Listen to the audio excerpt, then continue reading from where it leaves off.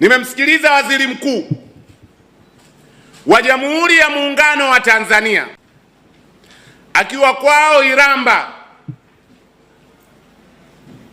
anaeleza kwamba kuanzia sasa fedha zinazotengwa kwa ajili ya barabara, kwa ajili ya reli, kwa ajili ya maji, tutahakikisha zinakwenda moja kwa moja kwenye mifuko hiyo. Ukitazama kauli hii kwa juu juu, unaweza ukadhani ni kauli nzuri sana ya serikali, lakini tunataka wanachama wapya kutoka vyuo vikuu msiridhike na majibu mepesi namna hii, muhoji. Huyu waziri mkuu alikuwa waziri wa fedha.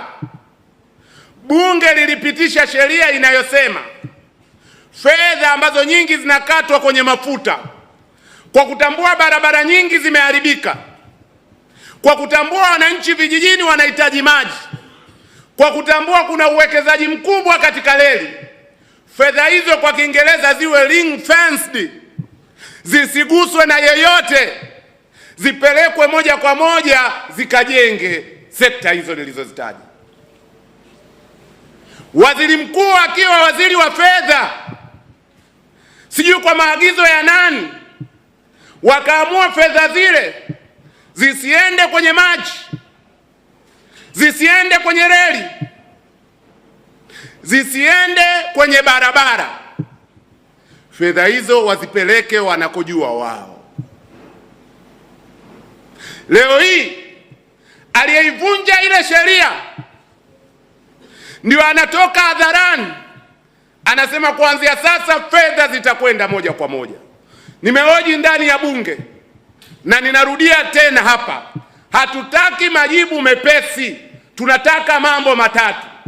Ni nani aliyeagiza fedha za reli, fedha za barabara, fedha za maji, badala ya kwenda kwenye sekta hiyo ziende wanakokujua wao? Ni nani? Na tukimjua, kinachofuata cha pili, tujue huko zilikokwenda ni wapi. Anasema fedha hizi zilikwenda kujenga miradi ya kimkakati. Hiyo sio kweli. Fedha zote zinakuwa budgeted na bunge. Tujue hizo fedha zimeenda wapi. Zimeliwa na wajanja wachache? Zimetumika wapi? Tujue. Lakini la tatu, tukishajua hizo fedha zilikoelekezwa siko sahihi na tumemjua alielekeza ni nani, tumwajibishe. Na Katiba ya Jamhuri ya Muungano wa Tanzania imetoa mamlaka ya ukuu kwa watu, wananchi. Hakuna yeyote aliyesalama anayevunja sheria. Hiyo ndio inayopaswa kuwa spirit ya ACT Wazalendo, wadogo zangu. Huo ndio mwendo mnapaswa kuingia nao. Tuko pamoja? CCM imekwisha hii. Kwenye demokrasia ya kweli CCM haitoboi.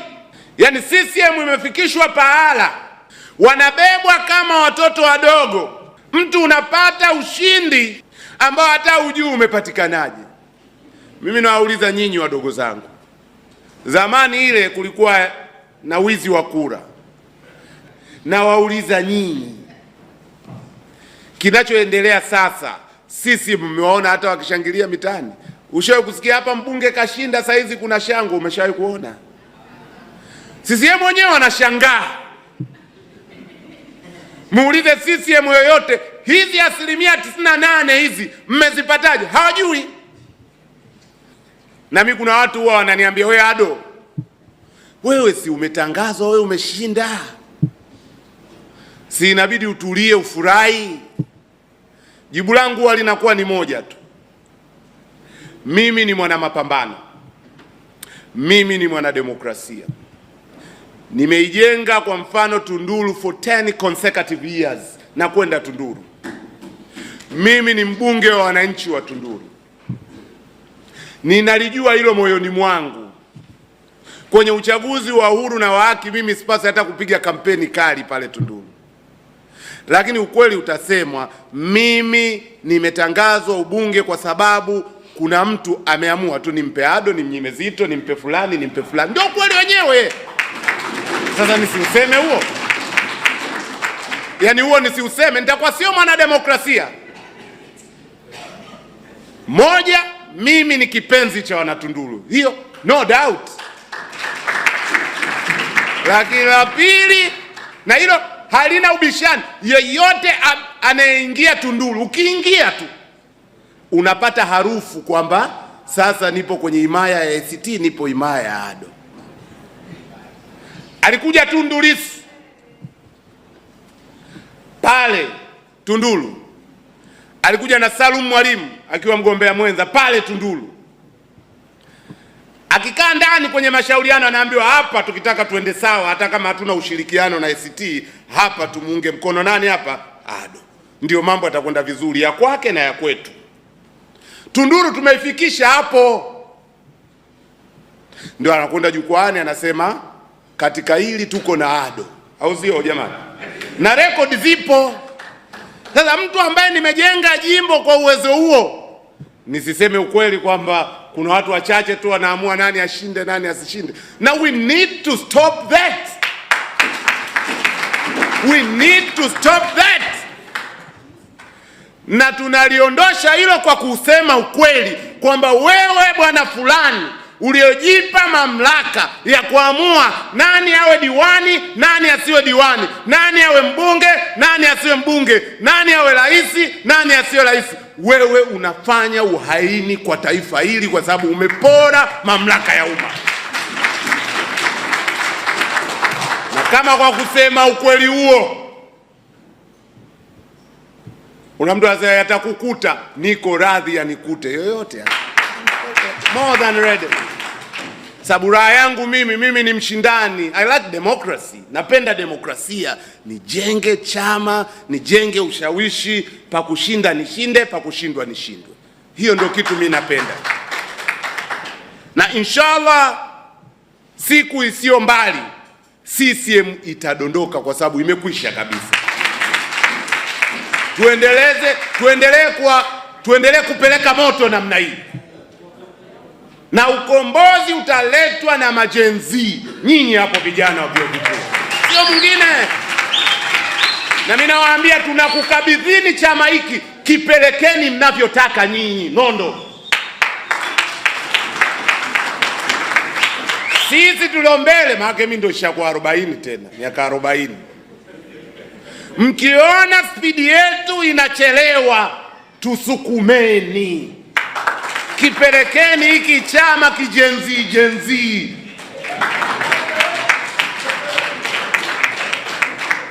Yaani usiseme katibu mkuu atawaza nini, mwenyekiti atawaza nini. Youth wing dunia mzima, ngome ya vijana. Na nyinyi vijana wa chuo kikuu, nyinyi ni waasi dhidi ya mifumo kandamizi. Ndio historia inavyosema. Kama kuikata hiyo minyororo sisi tunachelewa, nyinyi tupelekeni kwa spidi mnayotaka nyinyi. Wajibu mwingine ni wa kutetea haki.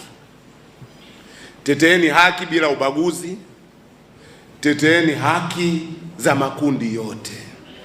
Chama hiki ni kinara cha kutetea haki za makundi yote.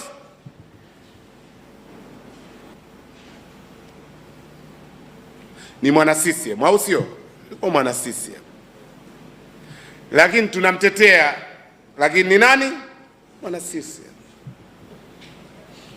Na mimi nawaambia wana CCM, kama nyinyi mnashindwa kumtetea mwana CCM mwenzenu, ambayo ni ishara ya juu ya unafiki. Yaani nyinyi mnajua mwenzenu katekwa, na huyu mwenzenu alikuwa barozi, alikuwa msemaji wa chama, mjumbe wa kamati kuu. Mpaka leo hakuna statement yoyote ya CCM kulaani jambo lile. Mimi nilimtarajia katibu mkuu wa CCM Balozi Migilo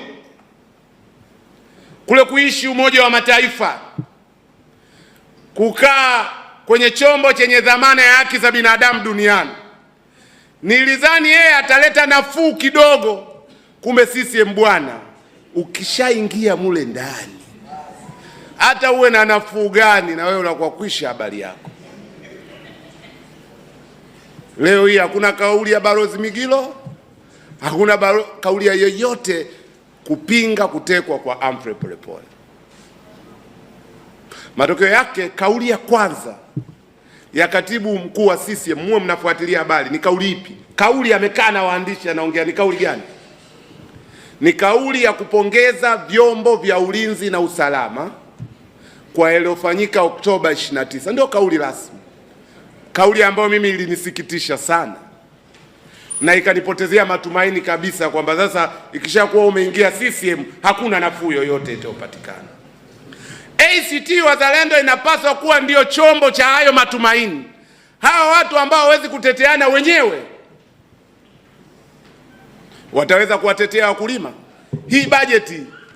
Hii bajeti moja ya sekta inaenda kuuawa rasmi na kuzikwa ni sekta ya uvuvi, mifugo na uvuvi. Humu ni mwendo wa tozo kwa nyavu, tutachambua humu. Sijui serikali wavuvi wamewafanya nini? Tozo kwa nyavu, sekta ya mifugo na uvuvi. Lakini tusiposema sisi ACT, mwalimu wangu Dr. Bashiru Ali Kakulu atasema? Hatasema. Hii bajeti hii inaenda kuwazamisha bodaboda. Someni hii bajeti, ni mwendo wa tozo kwa vipuri vya bodaboda. Lakini hawa CCM wanaleta mapendekezo ya kufuta ushuru kwenye vipuri vya ndege hizi, tunafuta ushuru. Bodaboda tunaongeza ushuru. Serikali ya CCM, ndege hizi tunafuta ushuru, vipuri vyake, spare parts. Alafu bodaboda tunaongeza ushuru. CCM, nani atawatetea bodaboda nchi? Ni ngome ya vijana ya ACT Wazalendo ikiwa mwenyewe. Na haya mambo tumesema tutayafanyia uchambuzi. Haya matatu: kupigania haki, kupigania maslahi ya umma na kupigania demokrasia, iwe ni mambo ya msingi mnayotoka nayo leo, na mpo katika jahazi sahihi, na sisi tutawashikeni mkono. Harakati za vyuo vikuu hazijaanza leo, Nondo amewaeleza. Nitawatajia tu leo hii. The most respectable person, mtu anayeheshimika zaidi kwa maoni yangu mimi katika mastatesman wa nchi, ni Jaji Joseph Sinde Warioba. Sasa unampenda Warioba, ujue alikotokea. Warioba alikuwa ni rais wa chama cha wanafunzi Tanganyika 1965. Naenda kasome historia. Wachambuzi mahiri, akizungumza utampenda, wa katiba na sheria nchi, Profesa Isa Graham Hussein Shivji. Uongo kweli? Wewe unampenda Shivji, ujue alikotoka. Shivji alikuwa ni memba wa chama kinaitwa University Student Revolutionary Front, USAF, akiwa kijana kama wewe, au sio? Ningeweza kuendelea kusema namna harakati za vyuo vikuu zinaweza kukujenga hata wewe mwenyewe binafsi, na sisi tutawajenga nyinyi kwenye engo zote. Moja, mujiandae kupambana na dunia katili inayokuja, dunia ya AI, dunia isiyo na ajira. Ni kazi ya ngome ya vijana wa ACT Wazalendo, tutawashika mkono kwenye hiyo. Na vioni watawadanganyeni, ukienda upinzani hautopata ajira. Hizo ajira zenyewe ziko wapi?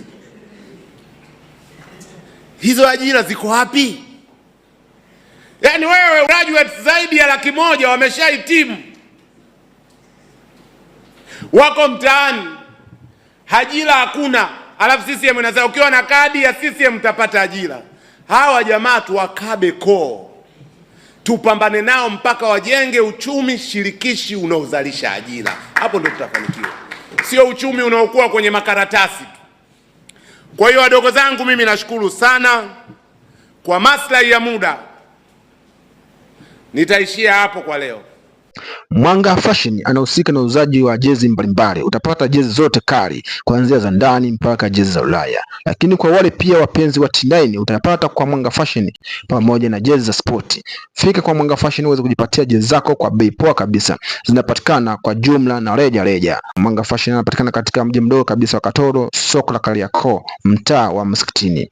Zaidi wasiana Mwanga Fashion kwa simu namba 0768852151.